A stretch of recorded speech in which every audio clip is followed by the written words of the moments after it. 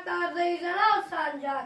Türkiye Cumhuriyeti'nin şanlı ve şerefli ordumuzun onurlu mücadelesi Rabbim şanlı şerefli ordumuzun yolunu açık ve aydınlık eylesin. Rabbim şanlı şerefli ordumuzun